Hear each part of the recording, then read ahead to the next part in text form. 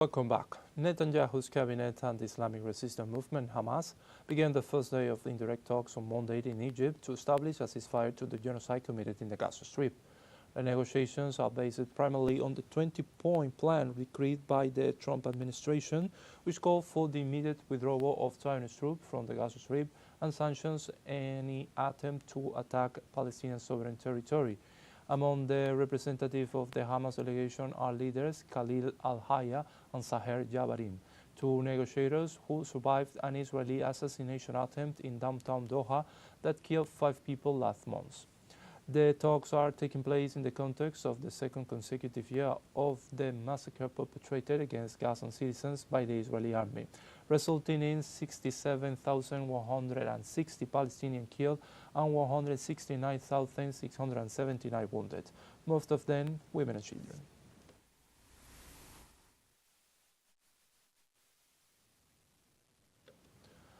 Zionism seeks to silence the truth about the genocide in Gaza. How many media workers have been killed by Israel in the last 2 years? Let's see.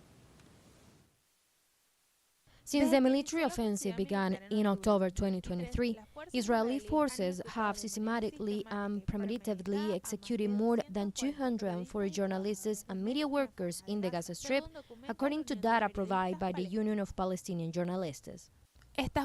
These deaths are not collateral damage, but part of a calculated strategy to eliminate inconvenient witnesses and silence the Palestinian people and the ongoing genocide against them.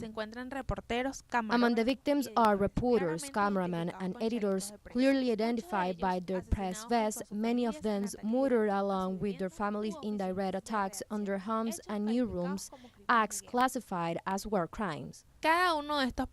Each of these professionals was eliminated while fulfilling their duty to inform the world about the ongoing genocide, documenting massacres such as those at the Al-Shifa and Al-Ali hospitals, and the methodological destruction of the entire neighborhood. The complicit silence of Western governments and international organizations has allowed these massacres against the press to continue, leaving the Gazan population not only under bombs, but also in absolute informational darkness.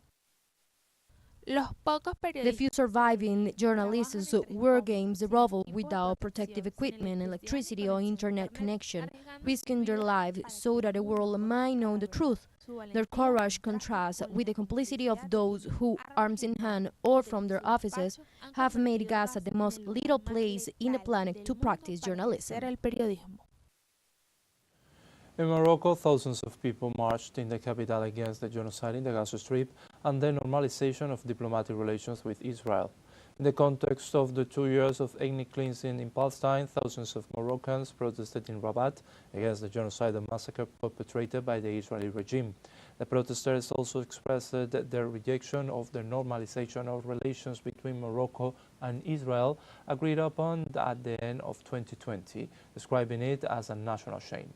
In this scenario, waving Palestinian flags and under the slogan "Resistance until the liberation of Palestine and the fall of normalizations with the Zionist regime," the crowd set off from Rabat al-Had Square towards the parliament building.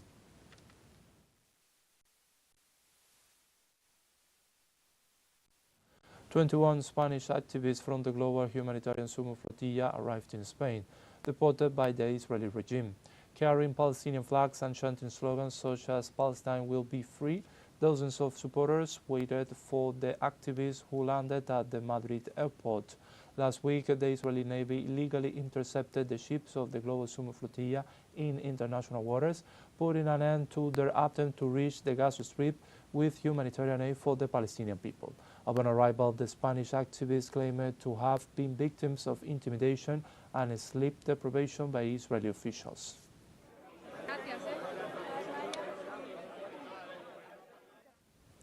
Also in this matter, Greta Thunberg arrived in Greece, together with 27 Greek citizens who were also on board the humanitarian flotilla. The Swedish activists asserted that Thunberg was pushed and forced to carry an Israeli flag during her detention. Other crew members claimed to have been subjected to inhumane conditions during their abduction by Israeli forces, who denied them water, clean food, and confiscated their medication and belongings.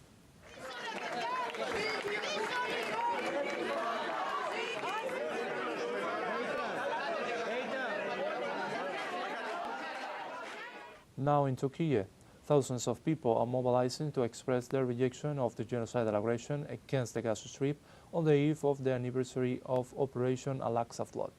During this Monday, thousands of pro-Palestinian activists gathered in the city of Istanbul in front of the United States consulate to denounce Washington's military support for the Israeli forces.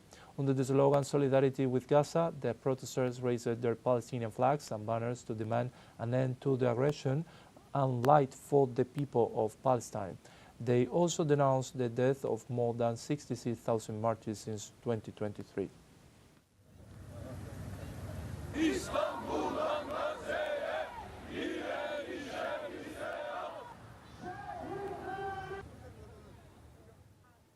Meanwhile, the Caribbean island of Curaçao saw the participation of thousands of demonstrators on Sunday in support of the Palestinian cause and in protest at the humanitarian crisis facing the coastal enclave.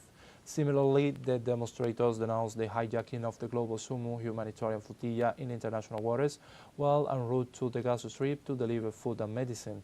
They also demanded the release of those on board the ship, which was intended to save the life of thousands of Gazans facing severe destruction due to the humanitarian blockade imposed by Israel.